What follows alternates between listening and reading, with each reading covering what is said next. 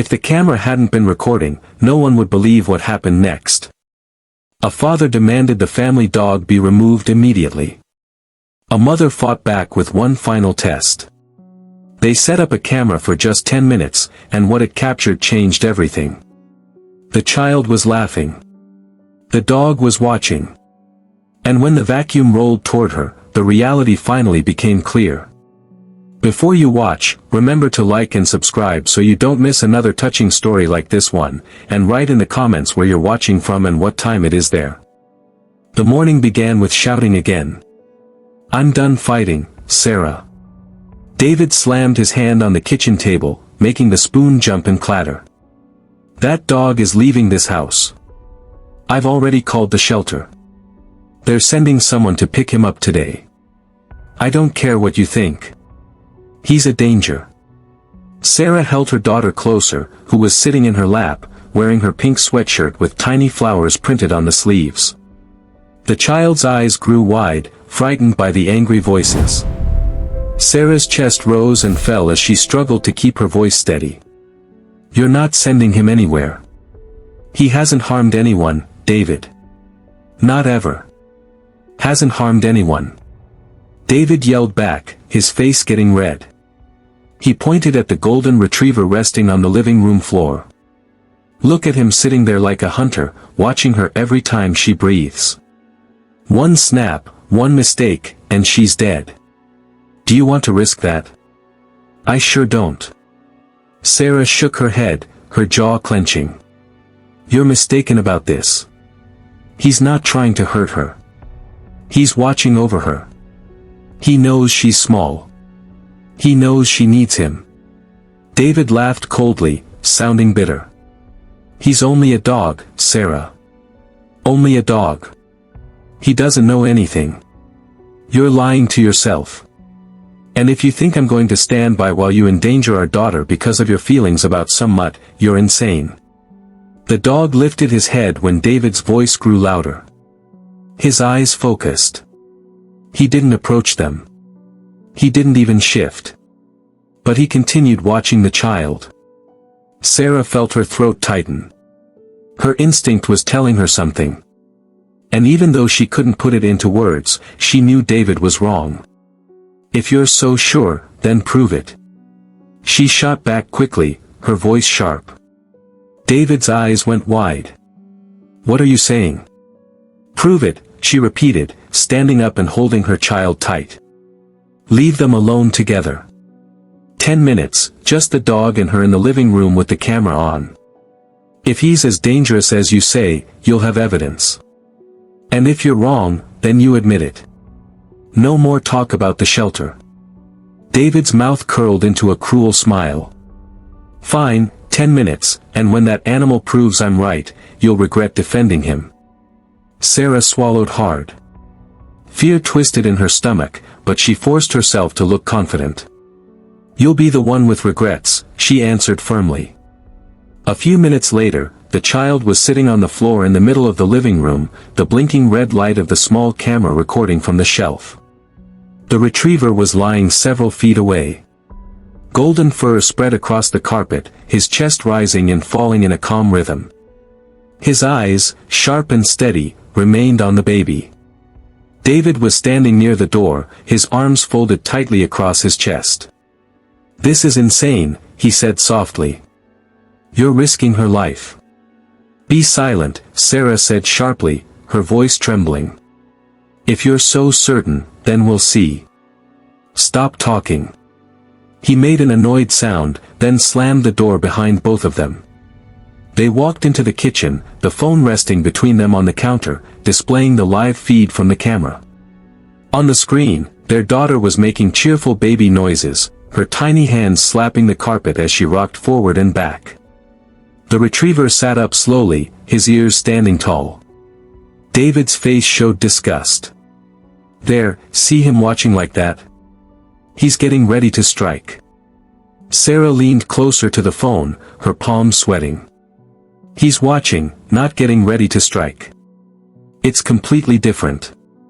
The child giggled, stretching out to him. The retriever shifted a bit nearer, his paws heavy on the floor. His nose moved close to her clothing. Sarah stopped breathing.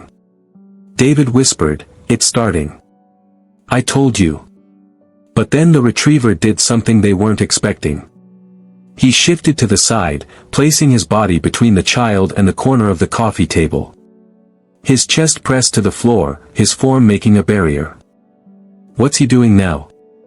David asked, his eyebrows drawing together. Sarah's hand flew to her mouth. "He's guarding her." David shook his head firmly. "That's ridiculous. Dogs don't guard like that." And then on the video, something occurred. The retriever's ears pulled back. His eyes darted quickly to the left side of the room. He went rigid, his muscles tightened, his body rising slightly from the floor, his gaze locked on something moving across the carpet. The child made a squealing sound again, unaware of anything, clapping her hands, but the retriever's head tracked the source of the movement carefully. From the corner of the video screen, the robot vacuum cleaner rolled slowly into view, its round plastic body humming as it moved across the rug. David leaned in, looking puzzled. "It's just the vacuum. What's wrong?" Sarah's stomach turned. She recalled all the times the retriever had yelped and backed away when the vacuum had grabbed his fur. Twice she discovered him trapped against it, growling angrily, struggling to break free while the spinning brush caught his hair. He was terrified of the machine. He knew it was dangerous. And now on the camera feed, the vacuum was rolling straight toward the child. The retriever's body went completely stiff. His chest expanded with a low rumble. His eyes narrowed, his ears flattened.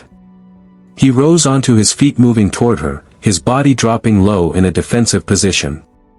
David's mouth dropped open, but he stayed silent. Sarah gripped the counter's edge, her knuckles going white, her heart pounding hard. The red light of the camera continued flashing. And just as the robot vacuum came nearer, the retriever stepped directly in front of the child, shielding her. The noise of the vacuum grew louder on the camera feed, its spinning brushes whirring as it traveled straight toward the child. She clasped her tiny hands together, thinking it was another plaything, making delighted noises as the plastic form approached on the floor. But the golden retriever didn't treat it like a plaything. His fur rose, his ears pressed flat against his head, and with a deliberate action, he placed himself directly between the child and the oncoming machine. His body lowered, muscles tense, his chest fully blocking her from the rolling threat. "See him," Sarah said softly, her voice shaking. "He's protecting her." David's jaw clenched as he stepped closer to the screen.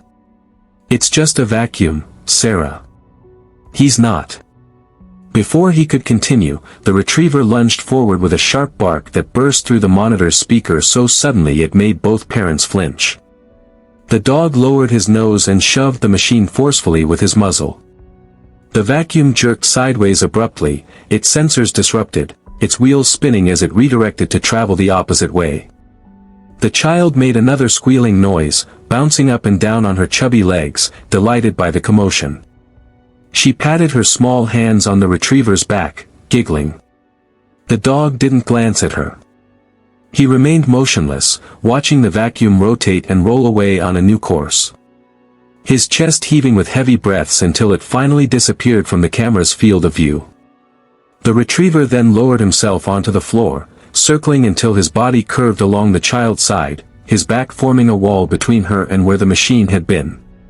He rested his head flat on the carpet, his eyes still monitoring the opposite side of the room, prepared if the cleaner returned. Sarah's throat constricted as she gripped the counter, tears filling her eyes. "Do you see now, David?" Her voice cracked, breaking through the silence. "Do you finally see what he's been doing?" David said nothing right away. His face had gone pale, his lips pressed together firmly, his eyes fixed on the video. They both knew the retriever had a reason to fear the machine. It had already caught his fur more than once, making him cry out in pain until someone shut it off.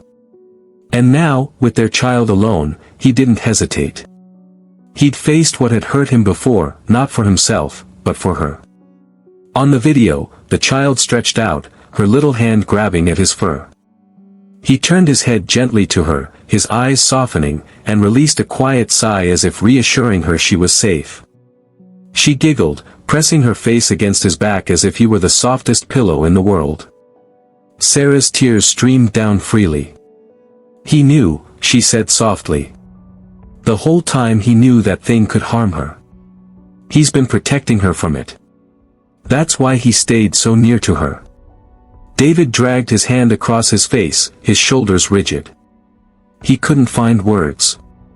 For weeks, he had labeled the dog a danger, a tragedy waiting to happen. He had already contacted the shelter, prepared to surrender him. And now, watching the video, he saw what was true. Without the retriever, their daughter would have had nobody. When the alarm on the phone finally sounded, Sarah rushed to the living room. David, following stiffly behind her. She fell to her knees, scooping up the child in her arms. The retriever rose, his tail wagging gently, his eyes fixed on her face. Sarah stroked his fur with her free hand, her voice cracking. "Good boy, you kept her safe." David stood in the doorway. His pride shattered, his anger vanished. The retriever stepped closer, sniffing the child's hair as she made cheerful sounds, secure in her mother's embrace. David's voice finally broke the silence, quiet and unsteady. "I was wrong."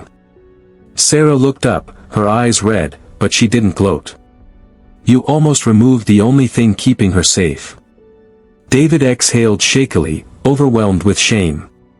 He crouched down slowly, resting his hand on the retriever's head.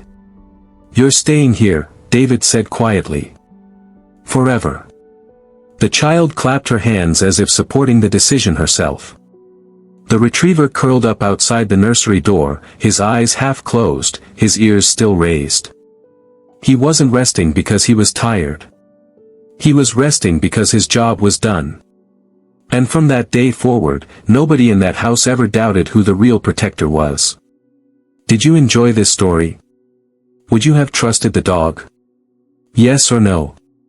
Let us know in the comments below. If you like the story, subscribe to this channel and leave a like. Thanks so much for listening. See you in the next video. Have a great day.